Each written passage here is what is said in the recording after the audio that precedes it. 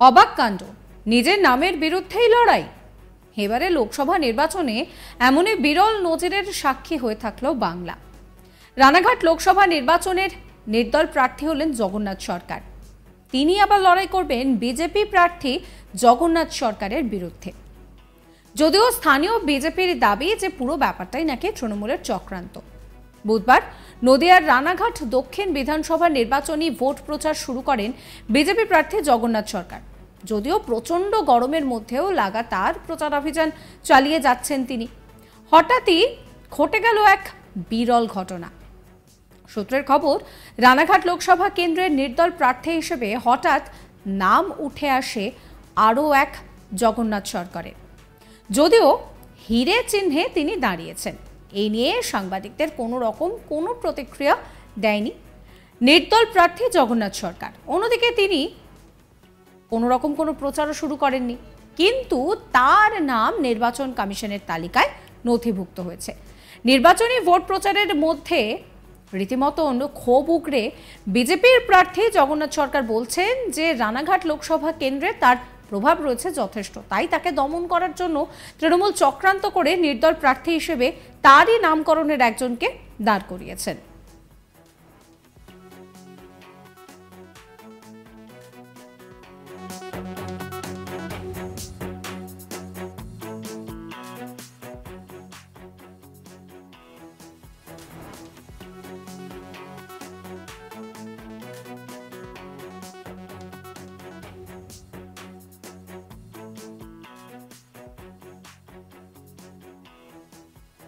আপনাদের শোনাবো জগন্নাথ সরকার বিজেপি প্রার্থী, তিনি কি বলছেন।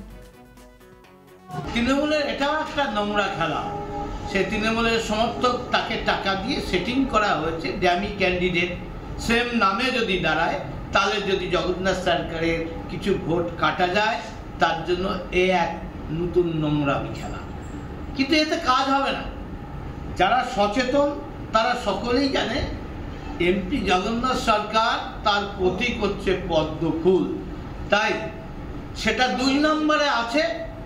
তাই পদ্ম ফুল চিহ্নেই সবাই ভোট দেয়। মোদিজির প্রতীক, সারা ভারতবর্ষের নেতা মোদিজি, প্রতীক হচ্ছে পদ্ম ফুল।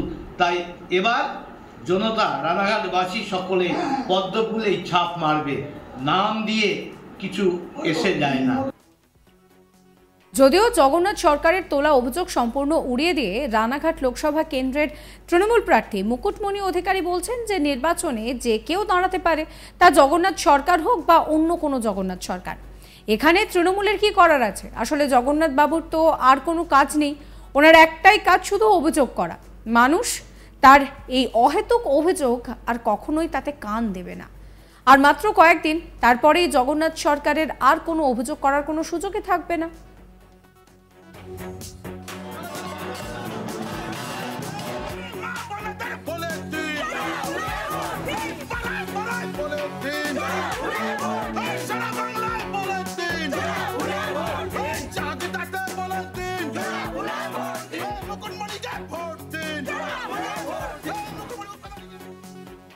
আপনাদের শোনাবো মুকুটমণি অধিকারী, তিনি কি বলছেন। দেখুন, ভোটের জয়লাভ সম্বন্ধিত আমি সম্পূর্ণ আশাবাদী। আজ শান্তিপুর ফুলিয়ার বিভিন্ন অংশের মানুষ যাদের কাছে আমরা ভোট প্রচারে গেছিলাম, প্রত্যেকে কিন্তু এই গ্রীষ্মের তাবদাহ উপেক্ষা করে কাতারে কাতারে রাস্তার পাশে এসেছিলেন। সকলের আশীর্বাদ ভালোবাসা আমরা নিয়েছি এবং আমি জোরের সঙ্গে বলতে পারি 1.5 থেকে 2 লাখ ভোটে আমরা জিতব।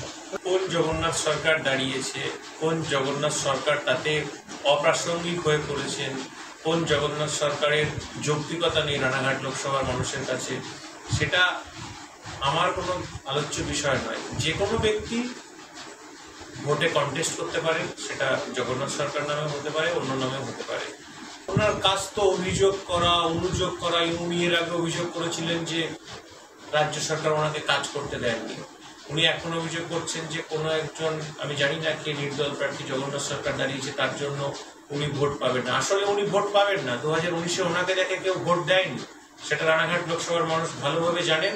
এবার এই বিজেপির বিদায়ী সাংসদ অপদার্থ জগন্নাথ সরকারের পরাজয় অবশ্যম্ভাবী। আমি তো সারাদিন টাইম পাই না, সকালে বেরোই, রাত্রি 2-3টের সময় ফিরি। কোনোদিন সেটা চারটেও হয়, সেই জন্য সোশ্যাল মিডিয়াতে কি হচ্ছে দেখতে পাই না। তবে মানুষের অভিযোগ আছে, আমি বিভিন্ন জায়গাতে মানুষের কাছে এই বার্তাগুলো শুনতে পেয়েছি। যে পার্টিরই সাংসদ হোক না কেন, তাকে নদিয়ার এই পবিত্র ভূমি, নদিয়ার এই পরিবর্তনশীল ভূমি, নদিয়ার এই বিপ্লবী ভূমি এবং নদিয়ার শিক্ষিত সুশীল সমাজ, সনাতন ধর্মের পীঠস্থান, এই মানুষ কিন্তু এইরকম একজন সাংসদ চায় না। এই নিয়ে আমার কলিগ বিশ্বজিৎ ব্যানার্জির একটি রিপোর্ট দেখাবো আপনাদের। নির্বাচন যত এগিয়ে আসছে তত নানা চমক দেখা যাচ্ছে রানাঘাট লোকসভা কেন্দ্রে। এইবার একই নামে নির্বাচনে লড়ছেন জগন্নাথ সরকার। এই ঘটনায় চাঞ্চল্য ছড়িয়েছে নদিয়া রানাঘাট লোকসভায়। নির্দল প্রার্থী হিসাবে নাম উঠে এসেছে জগন্নাথ সরকার নামে এক ব্যক্তির। আবার বিজেপি প্রার্থী জগন্নাথ সরকার তিনি রয়েছেন। এবার ওই ব্যক্তি জগন্নাথ সরকার তিনি হিরে চিহ্ন নিয়ে দাঁড়িয়েছেন। জগন্নাথ সরকার যিনি দাঁড়িয়েছেন তার ওই নির্দল প্রার্থী কোনো প্রতিক্রিয়া পাওয়া যায়নি, তিনি প্রচারও শুরু করেননি। তার নাম নির্বাচন কমিশনে নথিভুক্ত হয়েছে। তবে এই প্রসঙ্গে বিজেপি প্রার্থী জগন্নাথ সরকার ক্ষোভ উগড়ে দিয়ে বলেন, তৃণমূল চক্রান্ত করে নির্দল প্রার্থী হিসাবে তার নামকরণ করে একজনকে দাঁড় করিয়েছে। তবে তার রানাঘাট লোকসভা কেন্দ্রে কোনো প্রভাব যেমন নেই, তেমনি তার প্রভাব যথেষ্ট রয়েছে। জগন্নাথ সরকার অভিযোগ সম্পূর্ণ উড়িয়ে দিয়ে তৃণমূলের প্রার্থী মুকুটমণি অধিকারী বলেন যে এই অভিযোগ সম্পূর্ণ ভিত্তিহীন। নির্বাচনে যে কেউ দাঁড়াতে পারে, তা জগন্নাথ সরকার হোক বা অন্য জগন্নাথ সরকারের নাম হোক, তৃণমূলের কিছু করার নেই। জগন্নাথ সরকার বাবু তিনি শুধু অভিযোগ ছাড়া কিছু বোঝেন না। নির্বাচন যত এগিয়ে আসছে তত নানা চমক দেখা যাচ্ছে রানাঘাট লোকসভা কেন্দ্রে। একই নামে নির্বাচনে লড়ছেন জগন্নাথ সরকার। এই ঘটনায় যথেষ্ট চাঞ্চল্য ছড়িয়েছে। নদিয়া রানাঘাট লোকসভায় নির্দল প্রার্থী হিসাবে নাম উঠে এসেছে জগন্নাথ সরকারের নাম।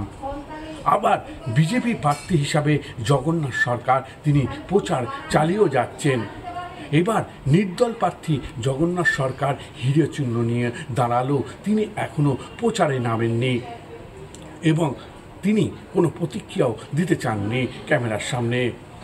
তার নাম নির্বাচন কমিশনে নথিভুক্ত হয়েছে। তবে এই প্রসঙ্গে বিজেপি প্রার্থী জগন্নাথ সরকার ক্ষোভ উগড়ে দিয়ে বলেন, তৃণমূল চক্রান্ত করে নির্দল প্রার্থী হিসাবে ওই জগন্নাথের তার নামকরণ করে একজনকে দাঁড় করিয়েছে। সাবস্ক্রাইব করবেন আজ তাক বাংলার ইউটিউব চ্যানেলকে, ফলো করবেন আজ তাক বাংলার হোয়াটসঅ্যাপ চ্যানেল।